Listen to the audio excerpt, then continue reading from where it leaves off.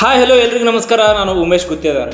ಇತ್ತೀಚೆಗೆ ಈ ಒಂದು ಮೊಬೈಲ್ಗೆ ಎಡಿಟ್ ಆಗ್ತಿರುವಂತಹ ಮಕ್ಕಳ ಜನಸಂಖ್ಯೆ ಬಹಳಷ್ಟು ಆಗ್ತಾ ಇದೆ. ಸೊ ಅದರ ಬಗ್ಗೆ ತಂದೆ ತಾಯಿಯರು ಪೋಷಕರು ಬಹಳ ಗಮನ ಕೊಡುವುದು ಬಹಳ ಅಗತ್ಯ.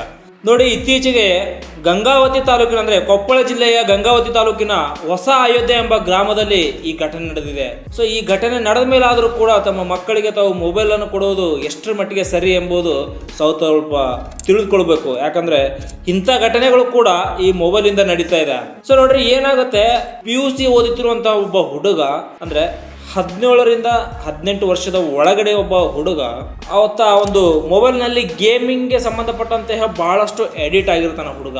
ಸೊ ಆತ ನೋಡ್ರಿ, ಆ ಗೇಮ್ಗಳಿಗೆ ಆಡ್ತಿರುವಂತಹ ಒಂದು ಆಟದ ಸಲುವಾಗಿ ಮನೆಯಲ್ಲಿ ತುಂಬಾ ದಿನದಿಂದ ಕಿರಿಕ್ ಆಗ್ತಾ ಇರುತ್ತೆ.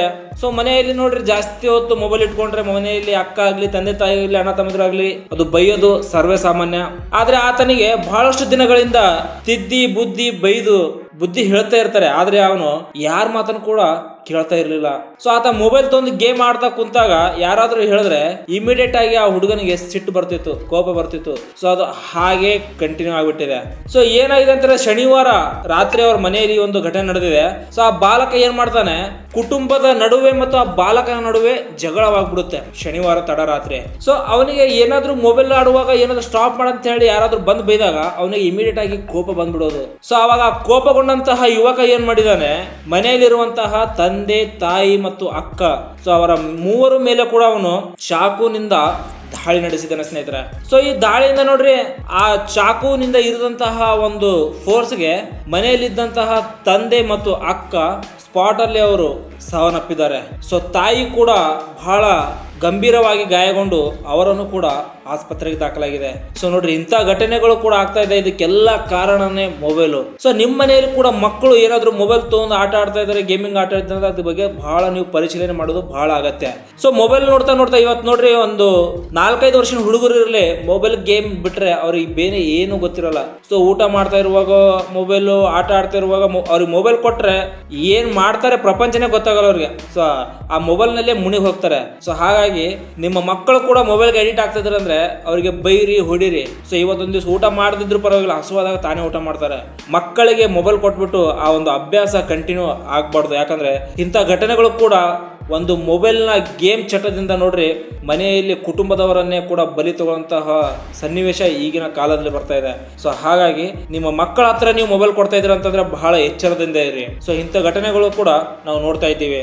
ಸೊ ಈ ಒಂದು ಘಟನೆ ತಿಳಿದ ತಕ್ಷಣ ಪೊಲೀಸರು ಆ ಒಂದು ಸ್ಥಳಕ್ಕೆ ಭೇಟಿ ನೀಡಿ ಪ್ರಕರಣವನ್ನು ಕೂಡ ದಾಖಲಿಸಿಕೊಂಡಿದ್ದಾರೆ. ಸೊ ಅದಕ್ಕೆ ಮತ್ತೆ ತನಿಖೆಯನ್ನು ಕೂಡ ಶುರು ಮಾಡಿದ್ದಾರೆ ಸ್ನೇಹಿತರೆ. ಸೊ ಏನು ಈ ಆರೋಪಿ ಇದ್ದಾನೆ, 17-18 ವರ್ಷದ ಹುಡುಗ, ಚಾಕುವಿನಿಂದ ಇರುವ ಅಕ್ಕ ಮತ್ತು ತಂದೆಯನ್ನು ಕೂಡ ಕೊಂದಿದ್ದಾನಲ್ಲ, ಸೊ ಅವನಿಗೆ ಪೊಲೀಸರು ಕೂಡ ಈಗಾಗಲೇ ಬಂಧಿಸಿದ್ದಾರೆ. ಸೊ ಈ ಘಟನೆಯ ಹಿಂದಿನ ಎಲ್ಲಾ ಕಾರಣಗಳು ಮತ್ತು ಅದರ ಪರಿಸ್ಥಿತಿಯ ಬಗ್ಗೆ ಪೊಲೀಸರು ಒಂದು ತನಿಖೆಯಿಂದ ಮುಂದುವರಿಯುತ್ತಿದೆ. ಸೊ ಪ್ರಮುಖವಾಗಿ ಈ ಒಂದು ಘಟನೆ ಯಾಕಾಯ್ತಪ್ಪ ಅಂತಂದ್ರೆ ಗೊತ್ತಾಗ್ಬಿಡುತ್ತೆ, ಒಂದು ಮೊಬೈಲ್ನ ಗೇಮಿಂಗ್ ಚಟದಿಂದ ಅಂತ ಹೇಳ್ಬೋದು ಸ್ನೇಹಿತರೆ.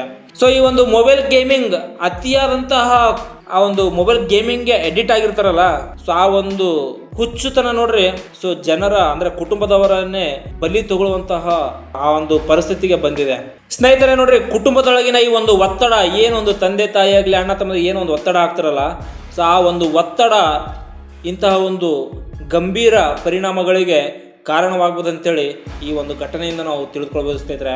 ಸೊ ತಜ್ಞರ ಪ್ರಕಾರ ಏನು ತಿಳಿದು ಬಂದಿದೆ ಅಂತಂದ್ರೆ, ಸೊ ಮಕ್ಕಳಲ್ಲಿ, ಯುವಕರಲ್ಲಿ ಮೊಬೈಲ್ ಬಳಕೆ ಇದು ಮಾನಸಿಕ ಆರೋಗ್ಯದ ಮೇಲೆ ಪೋಷಕರು ಮತ್ತು ಬಹಳ ಹೆಚ್ಚಿನ ಒಂದು ಗಮನ ಹರಿಸುವುದು ಬಹಳ ಅಗತ್ಯವಿದೆ ಅಂಥೇಳಿ ತಜ್ಞರ ಪ್ರಕಾರ ಈ ಒಂದು ಮಾಹಿತಿ ತಿಳಿದು ಬಂದಿದೆ ಸ್ನೇಹಿತರೆ.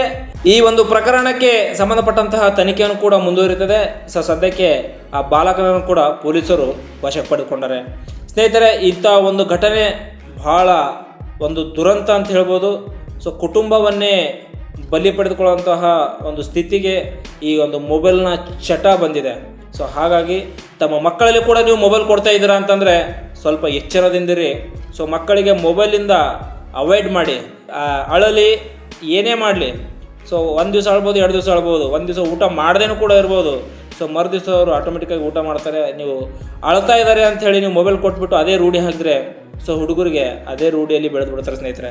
ಸೊ ಹಾಗಾಗಿ ತಮ್ಮ ಮಕ್ಕಳಲ್ಲಿ ಕೂಡ ಮೊಬೈಲನ್ನು ಕೊಡಬೇಡಿ, ಆದಷ್ಟು ಅವಾಯ್ಡ್ ಮಾಡಿ. ಇಂಥ ಘಟನೆಗಳನ್ನು ಕೂಡ ನಾವು ನೋಡ್ತಾ ಇದ್ದೀವಿ. ಸೊ ಈ ಒಂದು ಘಟನೆ ಕೊಪ್ಪಳ ಜಿಲ್ಲೆಯ ಗಂಗಾವತಿ ತಾಲೂಕಿನ ಹೊಸ ಅಯೋಧ್ಯೆಯಲ್ಲಿ ನಡೆದಿದೆ. ಸ್ನೇಹಿತರೆ, ಯಾರೆಲ್ಲ ಈ ಒಂದು ವಿಡಿಯೋ ನೋಡ್ತಾ ಇದ್ದೀರಾ, ಸೊ ಆದಷ್ಟು ತಮ್ಮ ಮಕ್ಕಳಿಗೆ ನೀವು ಮೊಬೈಲನ್ನು ಏನಾದರೂ ಕೊಡ್ತಾ ಇದ್ದಾರೆ ಅಂತಂದರೆ ಆದಷ್ಟು ಅವಾಯ್ಡ್ ಮಾಡಿ. ತಮ್ಮ ಮಕ್ಕಳಲ್ಲಿ ಮೊಬೈಲ್ ಕೊಡಬೇಡಿ. ತಮ್ಮ ಮಕ್ಕಳಿಗೆ ಹೊರಗಡೆ ಇರುವಂತಹ ಸ್ವಲ್ಪ ವಾತಾವರಣದಲ್ಲಿ ಆಟ ಆಡಿಸಿ ಬೆಳೆಸಿ. ಸೊ ಮೊಬೈಲಿಂದ ಸ್ವಲ್ಪ ದೂರ ಮಾಡಿಸಿ. ಸೊ ಇಂಥ ಒಂದು ಘಟನೆಯಿಂದಾದರೂ ತಾವು ತಿಳಿದುಕೊಳ್ಬೋದು. ಸ್ನೇಹಿತರೆ, ಮತ್ತೆ ಮುಂದಿನ ವಿಡಿಯೋದಲ್ಲಿ ಸಿಗೋಣ. ಧನ್ಯವಾದಗಳು.